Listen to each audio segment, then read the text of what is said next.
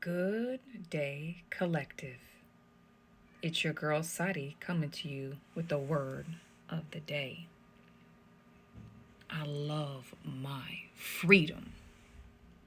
All praise to the Most High God. Love to the Mother. Welcome to the Celestial Kingdom frequency. Any first timers? How y'all doing? Welcome. So glad to have you join and come and listen, reflect, maybe see something that you can apply to your life on your journey. For all of you returning and watching, listening, supporting, like major support, much blessings, peace, and prosperity to you, family. Much love.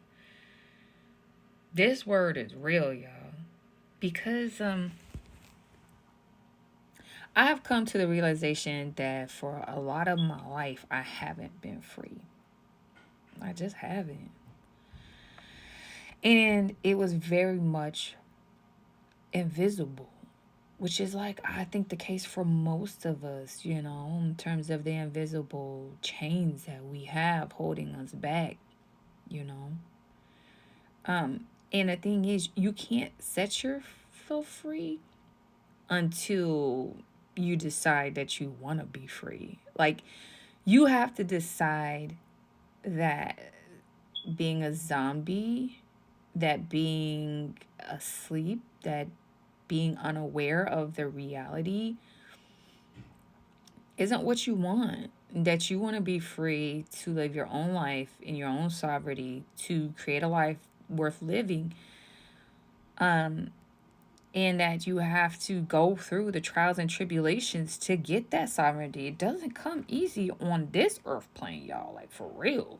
You're going to have major resistance trying to stop you. It's kind of like if y'all have seen Inception, where in a dream, and the dream becomes aware that they know that they don't belong in the dream, that that they're foreign to it, including if it's your own dream. It's the same concept, y'all. What did the dream start doing in the subconscious? Started attacking them. It's the same thing when you wake up and realize, hey, this really is the simulation. This really is the matrix. Not that the simulation in itself is bad. There are those who are here that have made it so and really corrupted it, even though mother is the best of the bestest. This spiritual school, y'all. We in school. But they have manipulated to control and to tap into our power because they have none. They have no power. We are divine beings. But, much like in Inception, in the dream, when the subconscious starts attacking those that know that they don't belong in that dream, or that they are aware that they're in a dream, is the same thing that can happen to you in this life. Things will start collapsing in on you. The more you awake, the more free you become, the more aware that you're living an illusion, the more the dream will collapse. And it has collapsed around me, y'all. Very aggressively, mind you. Like, really eerie things happening to me. Like, I had a situation at Family Dollar happen not too long ago, and it really freaked me out, y'all, because first I was outside my house, and I was supposed to go to Family Dollar by myself. My boyfriend had asked me to get something, and I was like, sure. And I went, and it was late at night, and my niece had just came back talking about how some older man was catcalling her, and like the police had to come to like get him away from the mirror down the street. So I'm thinking it's like a person, like. But I come outside, and my sister's with me, and we're sitting in the car because she last minute is like, let me come with you. I want to go to McDonald's. And I'm like, cool, cool, cool. So my niece decided she's going to come too. So everybody hopping in the car. But when we went out to the truck and it was just me and my sister, we heard this whistle.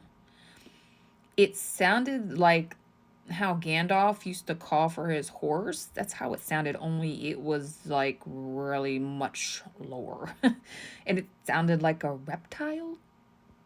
You know who I'm talking about, for all those that know.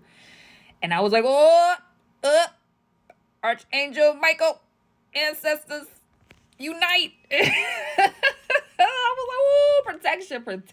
What is that? And it was loud and it sounded close.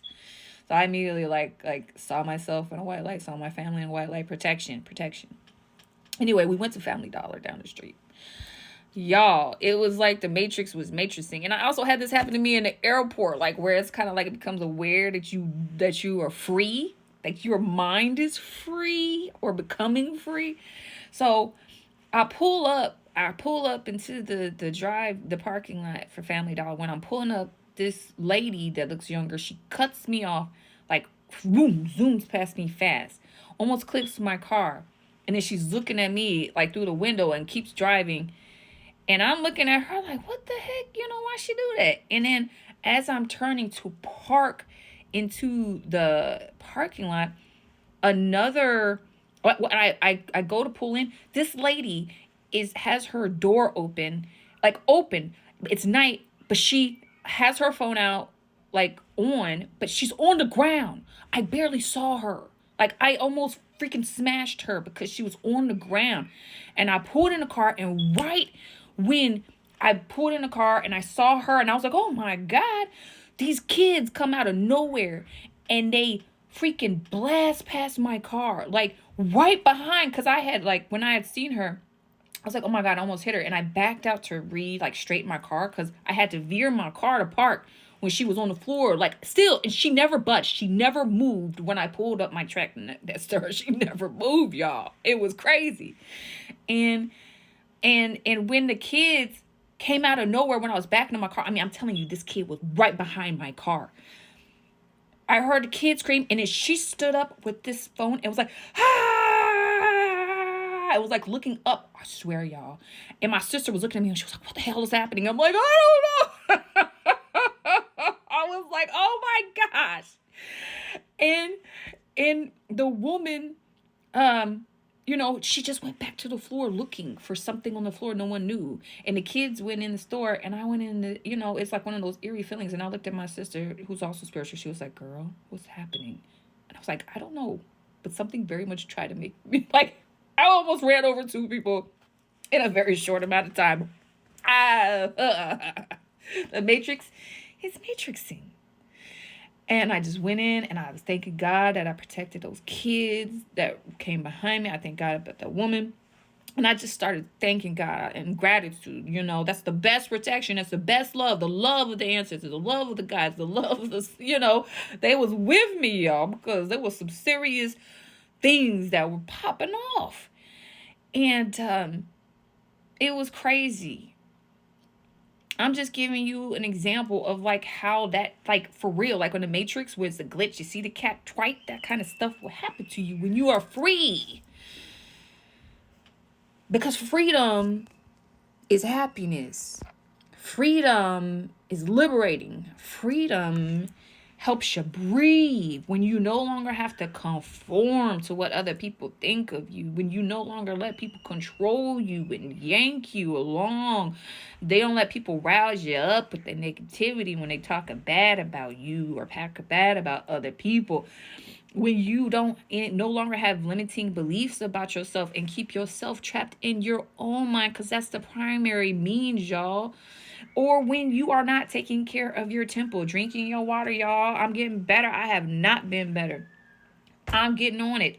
Getting my turmeric drink. You understand me? Talking about wellness. Moving. Your body can become a prison too, physically, when you're not nurturing it the way that it needs to. Because in order for your energy to flow right, you need your body also to be functioning at an optimum level, because we're energy. Everything about us, and most of us is water. That can become a prison too. You understand? And also choosing to like stay away from people, places, and things that drain your energy, that keep you trapped. When you're in a constant chaotic, confused, negative, low frequency environment, that is very much a trap. And there are certain places that you go to that are very much a trap where you can die physically because you are in them. Your livelihood, not just because of the violence itself, because of the energy, it causes chaos and discord. You have to fight to be free. And man, I'm so happy I am.